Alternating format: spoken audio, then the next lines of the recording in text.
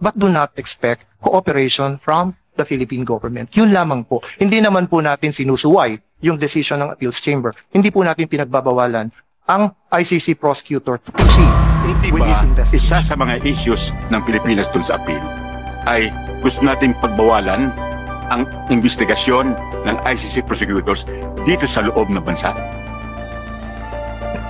Sinasabi po kasi natin ay hindi admissible yung kaso dahil nga po ang may primary responsibility to investigate ay ang sarili nating national institutions. Kaya po hindi tayo pumapayag na sila ay mag-investigate. Pero ganyan nga po ang naging decision.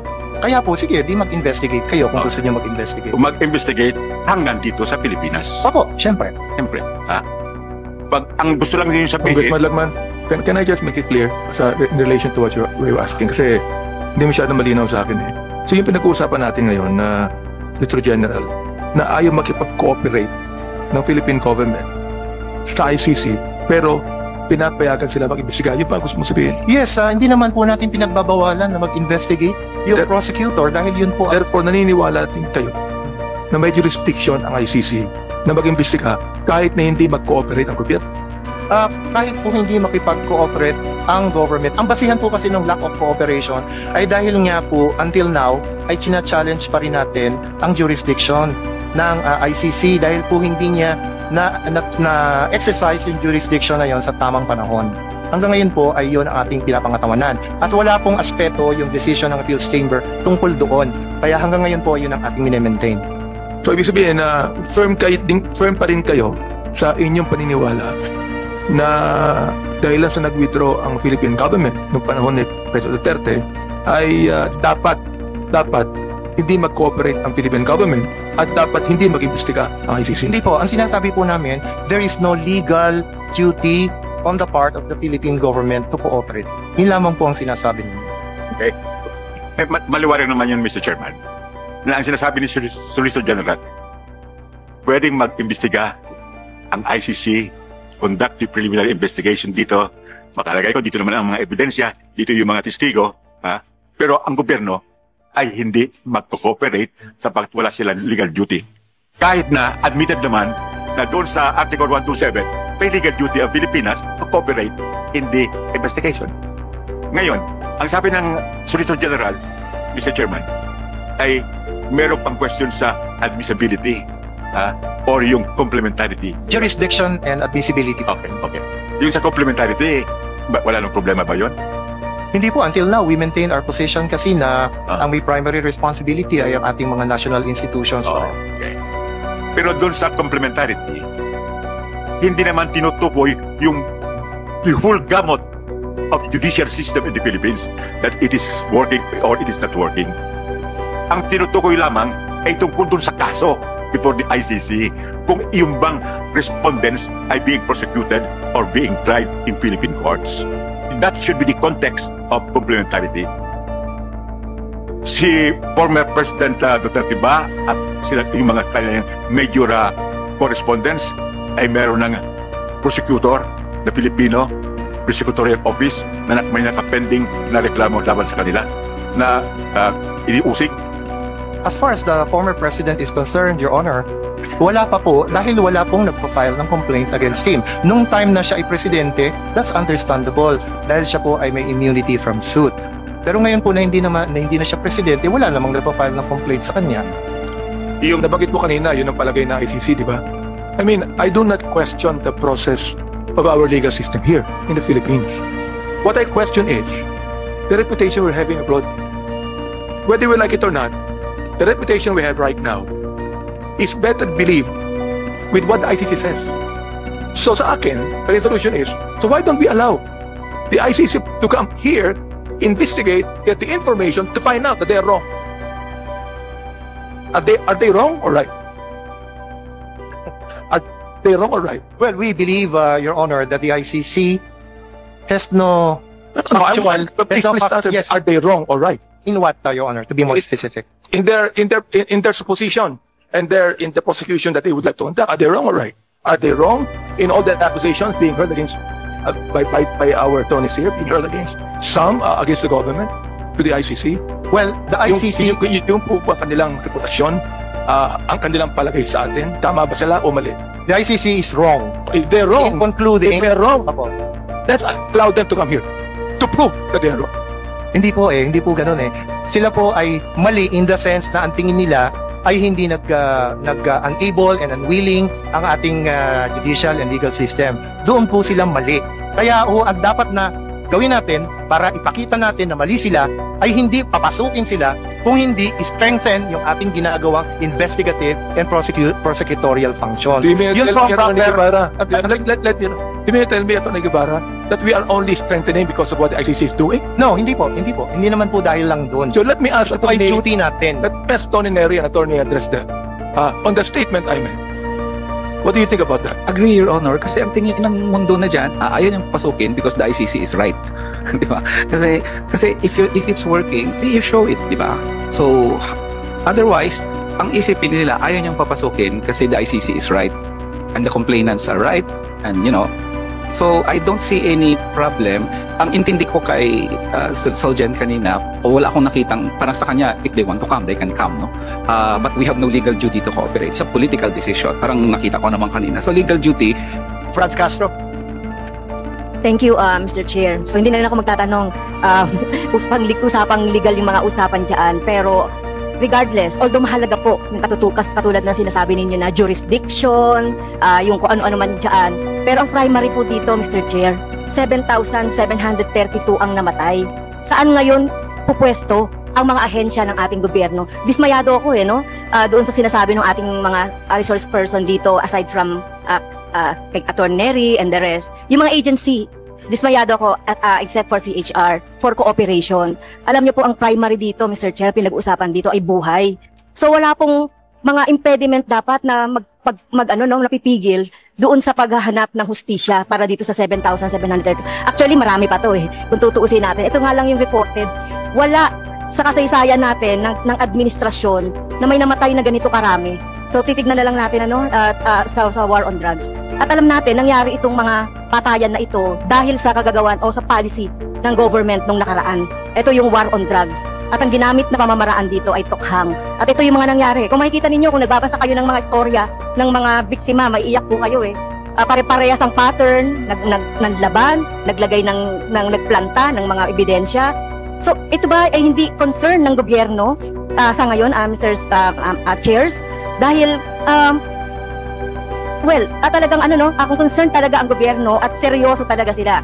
Lalong-lalo na ang DOJ, ang PNP, di bali ng PNP sangkot sila no? Sa genuine prosecution na sinasabi po doon sa Rome Statute, ay dapat ay hindi lang 50, hindi lang 57. Kung naging meron mang uninterested na mga biktima po o yung mga pamilya ng biktima, so dapat tinulungan po natin sila, no? May mga motu proprio tayo na pwedeng gamitin. So in the span of 6-7 years, ganito lang yung nagawa ng ating prosecution. No wonder bakit tayo ang sama ng image natin sa international, ang pumapasok ang ICC dito. Dahil 7,000 is 7,000. Isa nga lang yung mamatay, concern na talaga, Mr. Chair. Kaya tayo, so kami, resolve kami talaga na payagan natin yung ICC na mag-cooperate. So in-encourage ko talaga kasi sinasabi ng mga resource person natin dito na National Government Agency, it's up for the President. So kami, nag-aapela talaga kami kay Presidente, napayagan yung dito, no?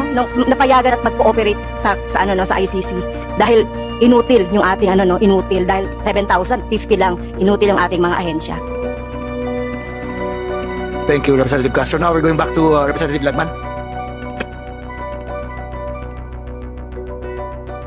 Actually, Joint Chairman, the exercise of jurisdiction, which is the second aspect mentioned by the Solicitor General, is covered by Article 13.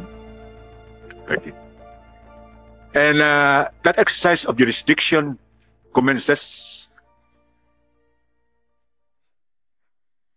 when the prosecutor has initiated an investigation in respect of such a crime in accordance with Article 15. That is when the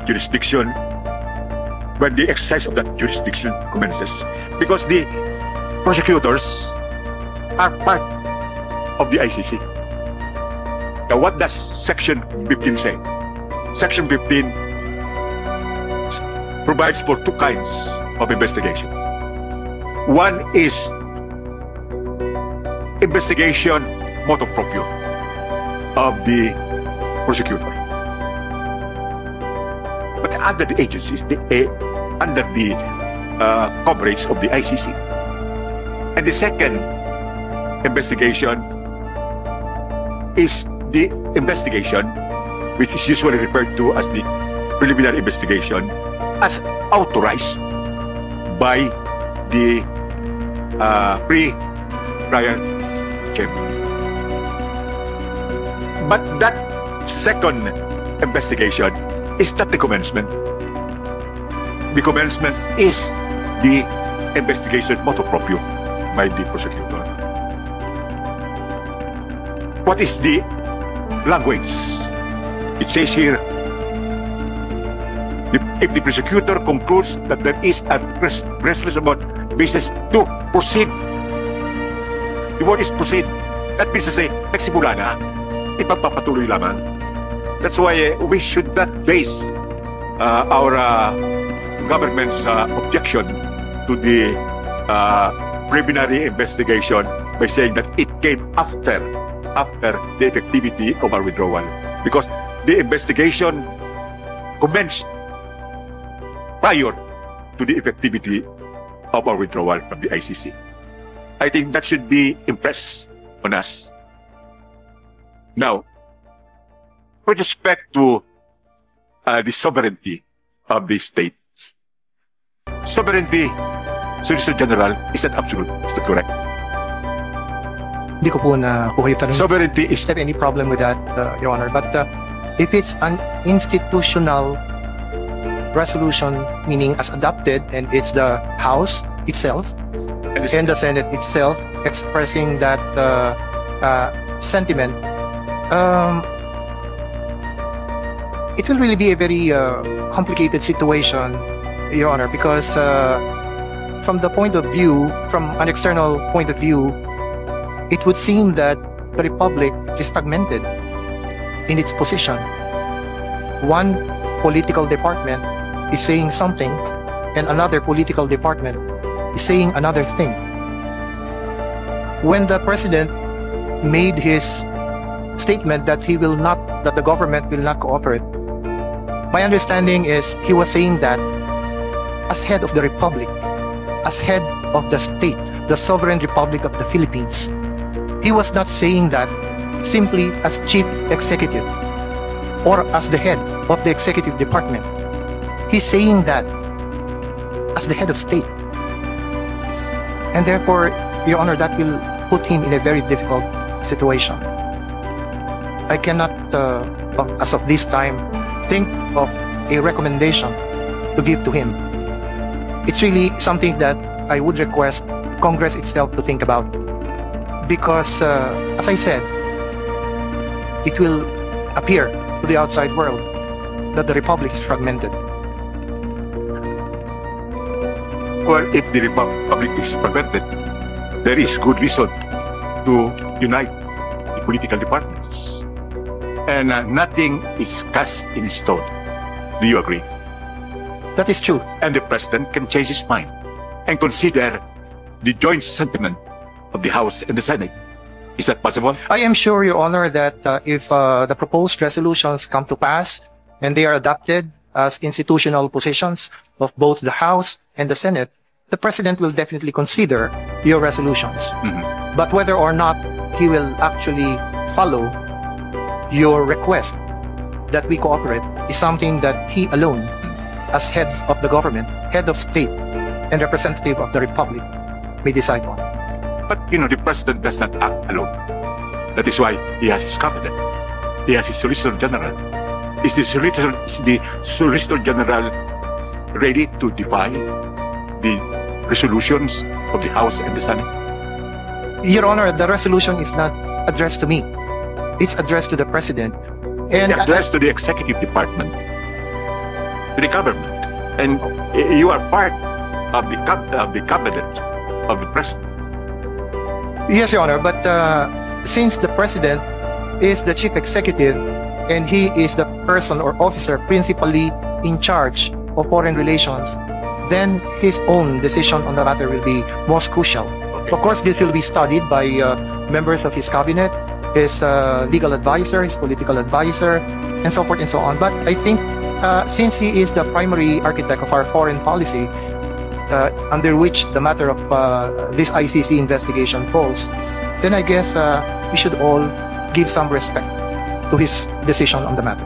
Well, we give respect, but we would like also to put out our own sentiment on the matter. Suppose the President would ask you, Mr. Solicitor General, what is your recommendation after the Senate and the House approve the resolutions? Your Honor, I have already taken a position on this matter when I represented the Republic of the Philippines before the ICC Appeals Chamber. And I have no reason, Your Honor, to change my position. So if the President would ask me about my personal position on the issue, I will stick to what I have always adopted before the ICC. And in that appeal before the ICC, the government lost. Because the ICC said that the preliminary investigation must proceed. Your Honor, lost, yes, in that sense that the prosecutor was authorized to continue with his investigation. But to a certain extent, that decision was also a failure. And why so? Because it did not rule on jurisdiction. And that is why I'm saying, Your Honor, that although we have different interpretations as to the meaning of Article 13 in relation to Article 15, the time will come when this issue will actually be raised again before the ICC. And when will that time be? When specific, concrete cases are filed against certain specific individuals are concerned. And these individuals will raise the very same issues raised by the state. So that will be an opportunity for the ICC to do what it failed to do when we filed our appeal before the ICC Appeals Chamber.